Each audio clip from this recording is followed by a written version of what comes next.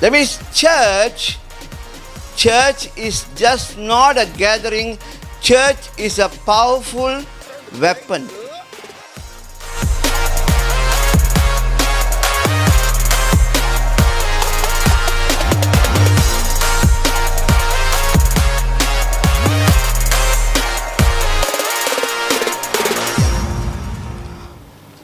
Okay, the lofty ideas அப்படின்னு சொன்னால்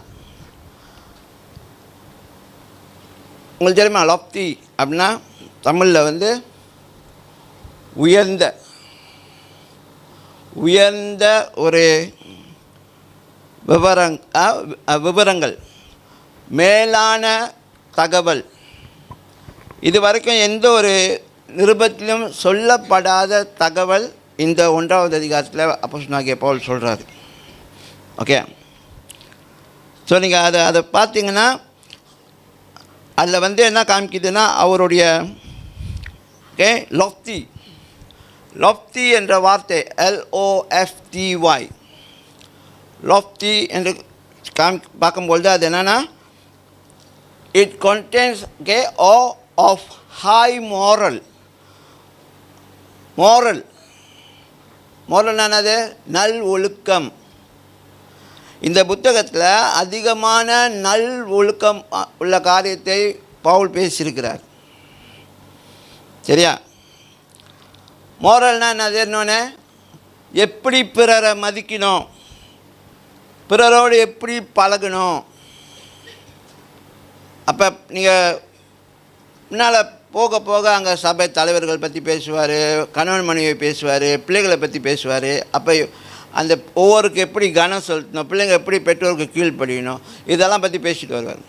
ஆனால் சபை முதல் அதிகாரத்தில் சபையோடைய நிலை அது எப்படிப்பட்டது, எந்த அளவுக்கு தேவன் சபையை முக்கியத்துவப்படுத்தியிருக்கிறாரு, அது மட்டும் இல்லை அது எவ்வளவாக தேவன் என்னது அந்த சபையை மேன்மையாக காமிக்கிறாரு.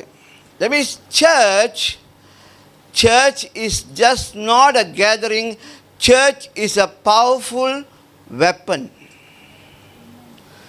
சபையானது ஒரு சாதாரணமான கூட்டம் கிடையாதுங்க. சபையானது அது தேவ வல்லமையை வெளிப்படுத்துகிற ஒரு பயங்கரமான இயந்திரம். அதை விளங்காத பட்சத்தில் தான் இன்றைக்கி சபை வரும், சபை கூடி வரும், சபை காரியங்களை செய்கிறோம். ஆனால் ஆதி சபை அப்படி கிடையாது. ஆதி சபை தேவனுடைய வல்லமையை வெளிரங்கப்படுத்தினார்கள். ஆதி சபை அதிசயமான ஆச்சரியமான காரியம், மனுஷர் மத்தியில் இதுவரையிலும் பார்க்காத காரியங்களை அவர்கள் என்னது பார்த்தார்கள். அப்போ உங்களுக்குள்ள